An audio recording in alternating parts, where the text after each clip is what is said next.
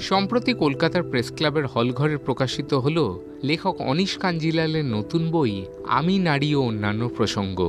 অনুষ্ঠানের মূল আকর্ষণ হিসেবে উপস্থিত থেকেই বইটির আবরণ উন্মোচন করলেন আন্তর্জাতিক খ্যাতিসম্পন্ন পরিচালক গৌতম ঘোষ।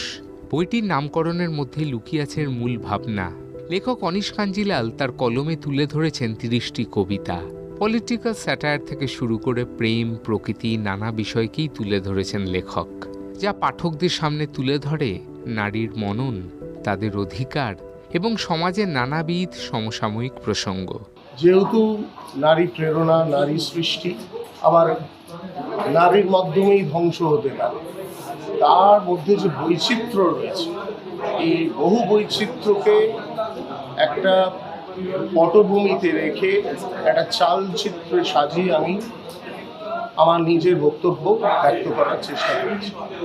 তাই বিভিন্ন কারণ আছে, সেই কারণগুলো আমি আমার পারিপার্শ্বিক যারা রয়েছে তাদের থেকে জেনেছি, শিখেছি। সমাজের মধ্যে যারা রয়েছে তাদের থেকে জেনেছি, শিখেছি। এইভাবেই আমার চিন্তাধারা বড় হয়েছে এবং এগিয়েছে।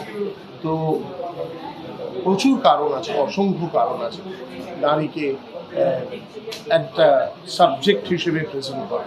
আর আমি তো শুধু প্রথম মানুষ নই, সাহিত্যিক নই, এটা করেছে, বহু সাহিত্যিক করেছে এবং আপনি যদি ভালো করে দেখেন সেসব সাহিত্য আজ ইতিহাস।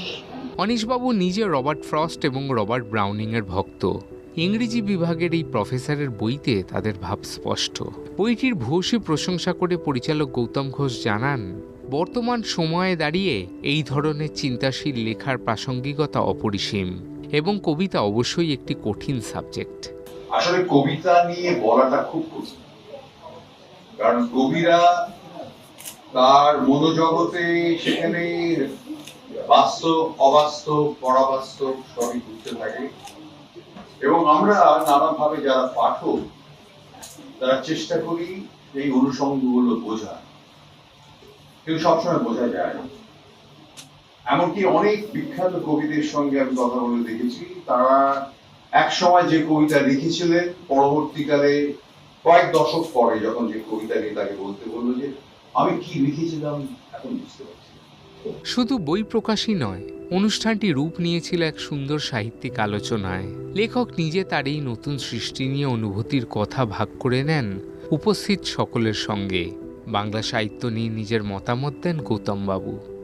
এখন দেখার অনীশ কাঞ্জিলালের আমি নারী ও অন্যান্য প্রসঙ্গ বইটি আগামী দিনে পাঠক মহলে কেমন সাড়া ফেলে। সায়ন মুখার্জির রিপোর্ট, চ্যানেল 1।